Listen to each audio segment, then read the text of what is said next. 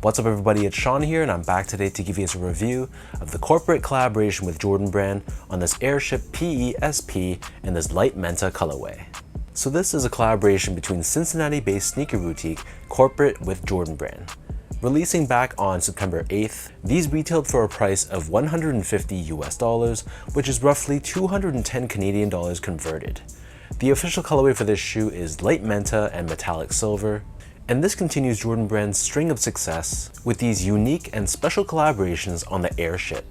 So the Airship is a sneaker that Michael Jordan famously wore before his Air Jordan 1 was ready in his rookie season in the NBA. And the black and red shoe that was banned by the NBA, that was actually the Nike Airship and not the Air Jordan that he was wearing. So we've seen Jordan Brand really try to push this model, releasing for example collaborations with A Ma Manière, and now this one, which is a collaboration with Corporate.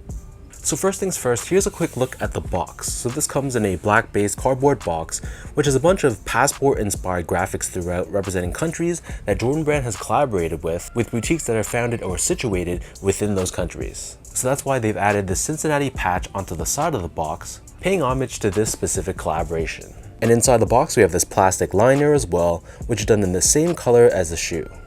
So as far as the sneaker goes, so diving straight into the details, on the toe box you can see the base layer of the sneaker. This is constructed out of this long-haired suede in this light Menta or teal color.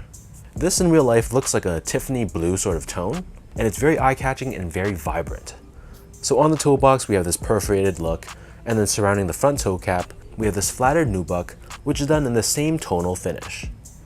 This same Nubuck covers the side flaps of the shoe as well. And then next to this, the remaining eyelets, this is covered in more of that long-haired suede. This same suede covers the entire back half of the sneaker, and then overlaid on top of this, we have your Nike swoosh. This is constructed out of a light Menta colored Nubuck with this white patent leather underneath. And then embroidered on the lateral side of the heel, here we have Corporate branding. Covering the top ankle collar area of the sneaker, we have more of that Nubuck material, and then embroidered on the top of the heel, we have Corporate's signature tagline, "Got 'em." Hanging off the shoe, it also comes with this plastic hang tag with Corporate branding on one side and Jordan branding found on the other side. And then as far as the laces go, so these come with two different lace options. The standard default lace is a flat style white lace, but they also give you a tonal light Menta colored lace as well if you want to give the shoe more of a uniform look. Moving on, so underneath the laces, we have your typical thin nylon covered tongue, and this is done in this tonal finish in that same light Menta tone. And then on the very top of the tongue we have this woven tag with Nike Air branding in gray. The interior of the shoe is covered in this silky smooth nylon finish. We have the sides of the shoe, which is stamped onto the medial edge, along with the words "For the City" embroidered on the lateral side of the left foot. Moving on to the insoles, so taking a look here, these come with a polyurethane foam insole, which is pretty decently well padded, especially underneath the heel. On the top we have the Cincinnati skyline, and if you take away this insole, you'll see that the Airship is actually board lasted, which stays true to the OG, give you more torsional support and structure. So the upper of the Airship sits atop this solid rubber cupsole, and just like every other Airship retro, it has this very textured finish to it. Encased within this midsole but not visible to the eye, we do have Nike Air technology which sits underneath the heel, and then turning the shoe over to the bottom, this outsole is entirely constructed out of a gray colored rubber. We have the circular pivot point on the forefoot, along with this slanted Nike branding found right in the middle. So that breaks down the look and the construction of these Airships. And for those wondering about sizing, generally speaking this shoe fits true to size, but it fits a little bit more on the snug side. If I had to compare this to an Air Jordan 1 High, I feel like the Airship runs a little bit more snug. So while true to size fits me fine, I feel like if you have more of a wider foot or you just like more of a spacious roomy shoe, then I feel like going up a half size might be the better fit. But for everyone else, especially if you have more of a narrow or a normal width foot, true to size for you guys should be okay. Moving on to the comfort, so the Airship is okay from a comfort standpoint. It's really nothing too special. I feel like the majority of the comfort is coming from that polyurethane insole, but other than that, it feels pretty much like any other 1980s retro sneaker. It feels a bit more on the firmer and flatter side, so I wouldn't say that it's an extremely comfortable shoe, but if you're okay with how Jordan 1s feel, I feel like you'll be fine with these as well. Last but not least, in terms of the quality and the craftsmanship, so first off, material quality I was very impressed with.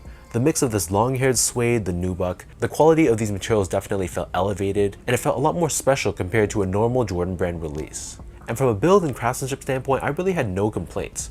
The stitch job was good, the panels were consistent between my left foot and the right foot. It was pretty much free of glue stains as well. So I really felt holding these in hand that they were a special collaborative release, and you can just tell that it's a step above a standard GR.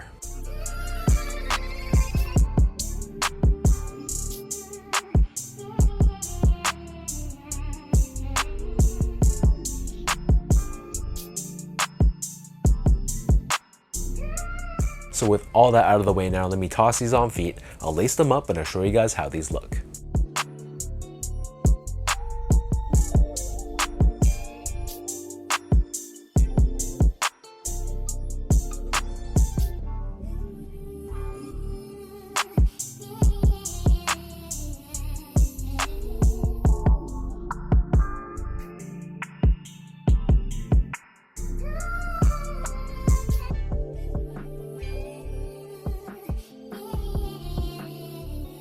All in all, I think Corporate and Jordan Brand did an amazing job on this collaboration. I know the Airship doesn't necessarily have a ton of hype, which honestly is a great thing for those Airship fans out there that truly want to own this shoe and that truly appreciate the history behind this silhouette. As far as the colorway goes, so while the material quality was great, the packaging was solid as well, it all comes down to the color combination. Are you a fan of this Tiffany blue colored shoe? That's ultimately what it comes down to.